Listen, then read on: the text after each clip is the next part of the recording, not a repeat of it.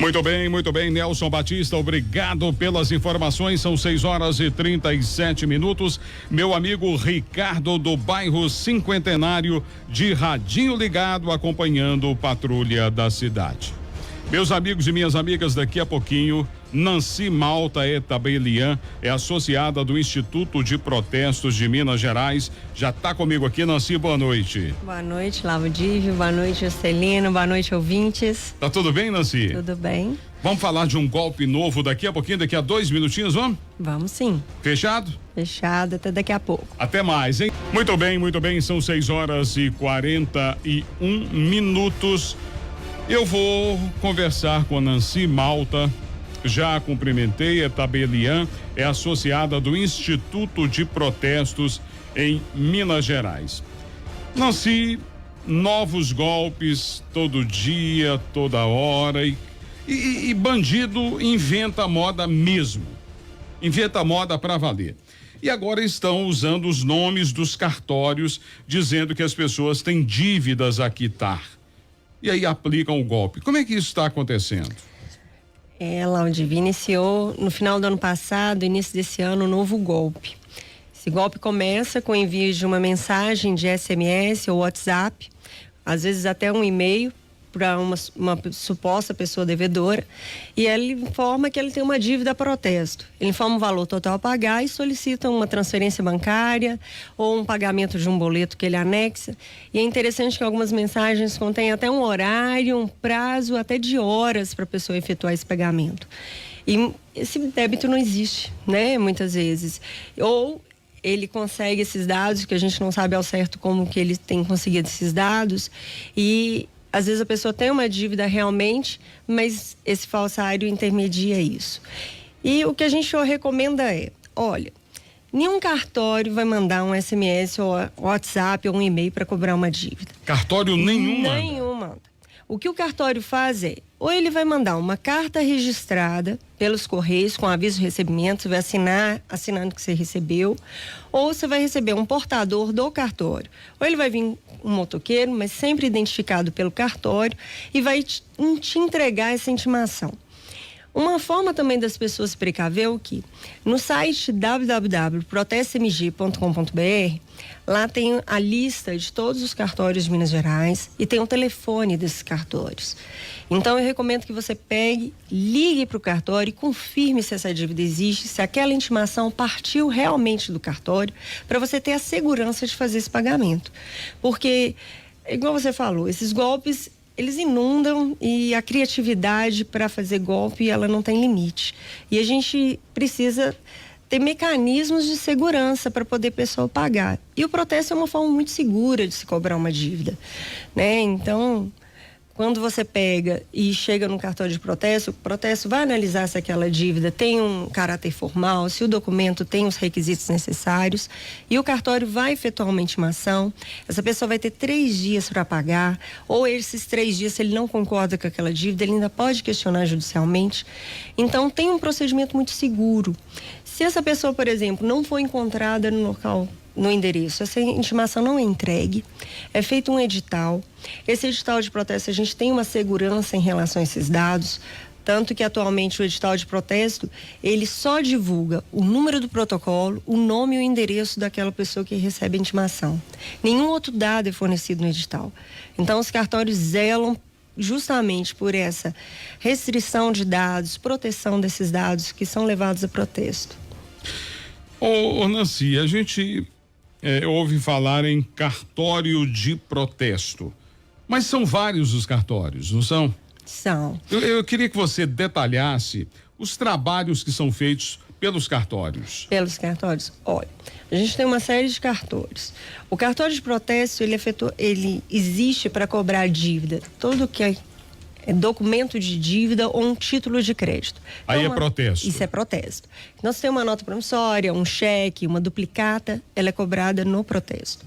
Se você tem, por exemplo, que fazer uma escritura de compra e venda de um imóvel, isso vai ser no tabelionato de notas. Se você quer registrar essa escritura ou registrar um contrato da Caixa, então você tem um registro de imóveis.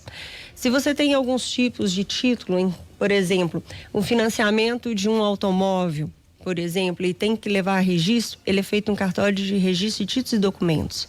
Uma associação sem fins lucrativos, ela é registrada no cartório de registro civil de pessoas jurídicas. Então, são muitas atribuições, muito especializadas, justamente para você ter mecanismos seguros de proceder isso. Tanto que a gente teve uma pesquisa do Datafolha já, e o cartório foi uma das instituições mais bem avaliadas de segurança do cidadão.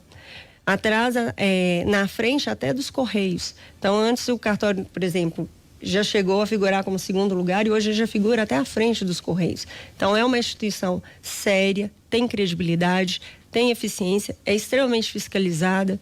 Então, a gente leva muito a sério quando a gente trata isso.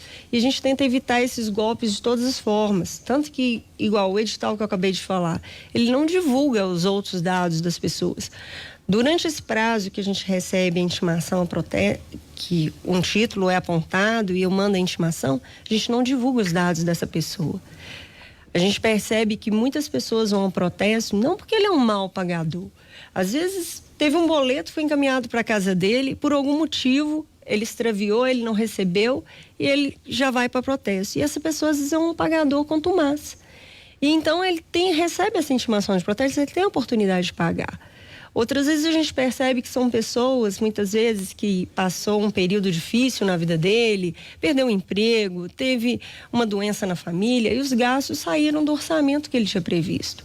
Então, o que a gente percebe no balcão do cartório é que a maioria das pessoas se esforçam, se esmeram para pagar. Tanto que o nível de recebimento dos títulos que são levados à proteção é muito alto. No estado de Minas Gerais, a gente chega a alcançar de 50% a 60% de recebimento em 3 dias. Então, você percebe que as pessoas realmente elas se esforçam de fazer o pagamento das dívidas. E o protesto, ele se estrutura de uma forma a ser seguro para quem procura o protesto como credor e para quem também se figura naquele protesto como um devedor naquele momento. Todos os municípios de Minas têm um cartório? Quase todos os municípios, sim. Alguns municípios, quando ele é muito pequeno, às vezes tem uma comarca vizinha em que ele tem um cartório de protesto. Atualmente, eu estou para te falar, quase todos os municípios de Minas Gerais têm. Tem uma capilaridade muito grande. E isso é muito bom para quem recebe uma intimação. Por quê?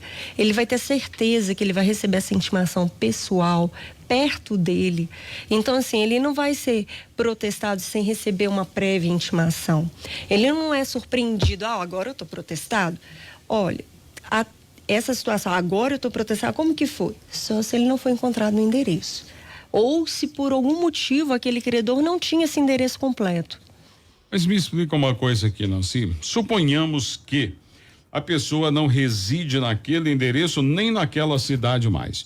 Por uma razão qualquer, mudou de município. Sim. Ele hoje reside em Belo Horizonte, foi transferido para Bacabal, lá no Maranhão. E aí, como é que faz? Ele vai ser citado como, através de quê?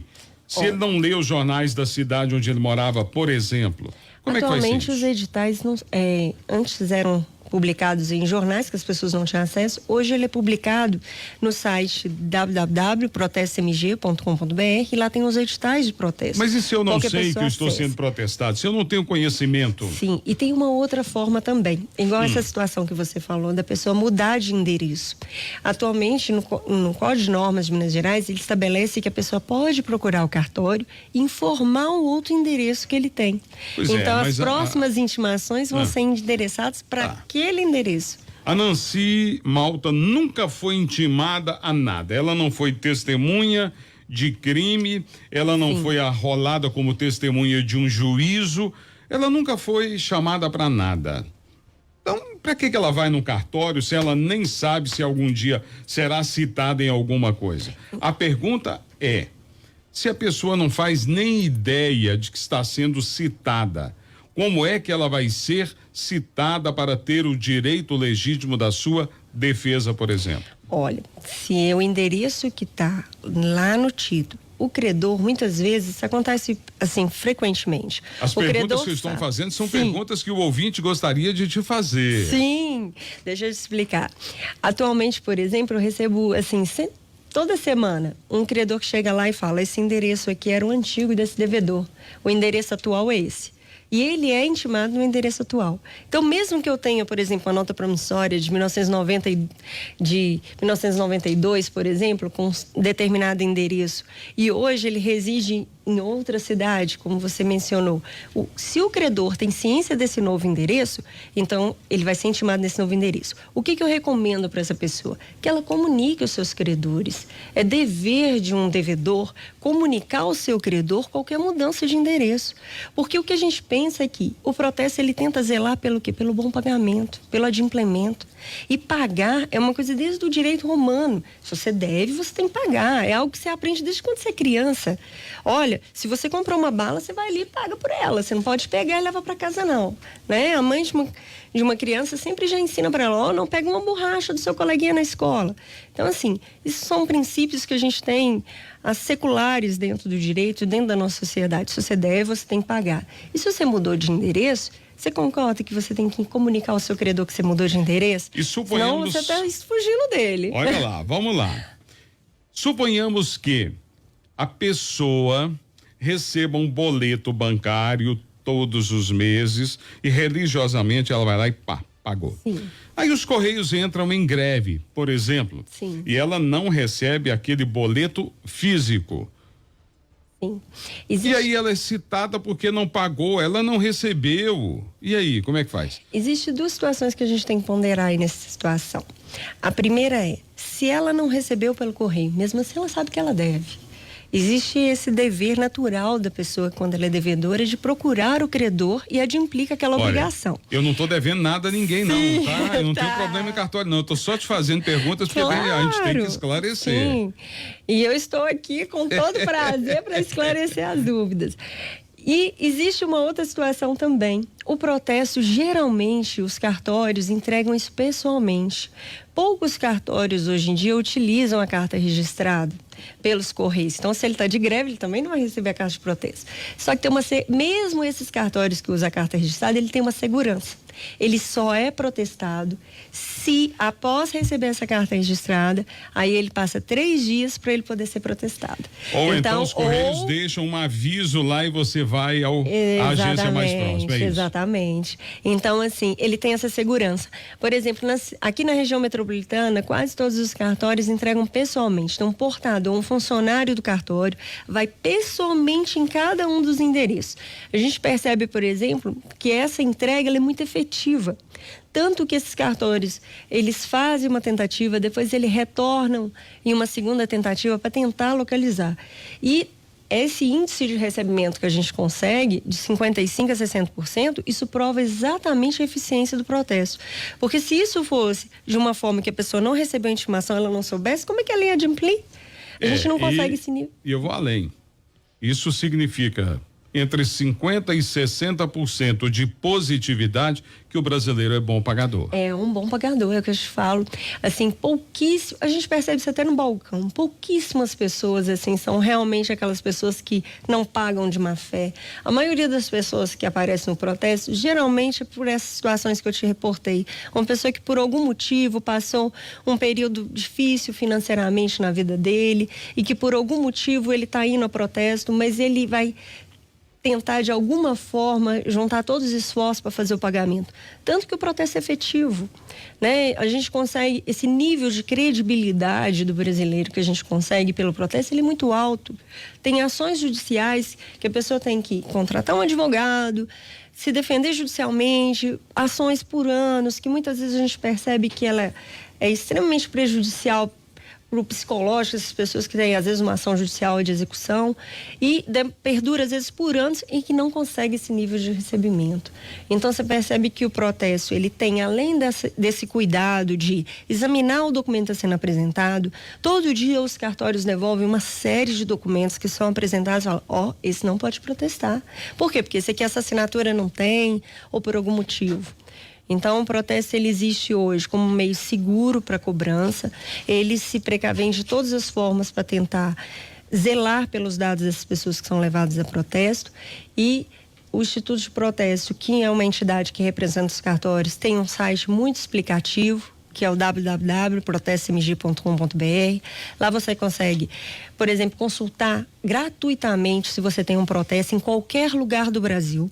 Então, qualquer um dos ouvintes que está aqui escutando a rádio nesse momento, se quiser acessar www.protestemg.com.br, ele vai ter um link, consulta gratuita de protesto. Ele não vai fazer nenhum cadastro prévio, não vai dar nenhuma informação dele, ele só vai digitar o CPF ou o CNPJ que ele quer. Vai clicar em consultar, ele vai aparecer. Se tiver algum protesto em qualquer lugar do Brasil, ele vai aparecer. Isso de forma totalmente gratuita. É uma externalidade, assim, uma publicidade muito ampla em relação às informações que as pessoas realmente precisam e de uma forma gratuita para esses cidadãos. A gente quer zelar por aquelas pessoas que são boas pagadoras e aquelas pessoas que estão enfrentando algum tipo de problema, a gente está preparado para dar todo o suporte, além do atendimento presencial em cada um dos cartórios. Os cartórios também recebem atendimento por telefone, então tem o número de telefone de todos os cartórios, telefona, tira sua dúvida, a gente está lá para poder ajudá-los. Muito bem, então você, minha amiga, você, meu amigo, olha, se você recebeu um SMS ou um WhatsApp dizendo que você tem uma dívida e que tem X dias ou X horas para fazer o pagamento em uma determinada conta, sarta de banda que é golpe. Você tem que procurar o cartório e saber se existe realmente uma dívida ou entrar, conforme disse aqui a Nancy Malta, no www.protestemg.com.br, consulta gratuita de protesto. A consulta gratuita vai aparecer se você já estiver protestado. Durante o período de intimação, eu recomendo que você telefone para o cartório. Muito bem, então, nada de SMS, nada de WhatsApp. Chegou é golpe. O cartório manda um funcionário à sua procura. Sim. Não é isso? Essa é a nossa recomendação. Recebeu SMS, recebeu WhatsApp, e-mail, cobrando qualquer dívida, protesto, não pague, porque é golpe. E uma coisa muito importante que eu tô lembrando, não telefone para aquele telefone que está na mensagem, porque se a mensagem é falsa, o telefone é falso. E pode ser um golpista que vai atender do outro lado e vai te ludibriar da mesma forma. Muito bem, muito bem. Eu quero agradecer a Nancy Malta Tabelian. Ela é associada do Instituto de Protestos de Minas Gerais. Nancy, muito agradecido. Quero agradecer a Regiane, que é a assessora de imprensa, está aqui te acompanhando e nos colocar à inteira disposição. Esse microfone está aqui, é para ser usado. Muito obrigada pelo espaço, pelo carinho de nos receber aqui. Até logo, boa noite a todos.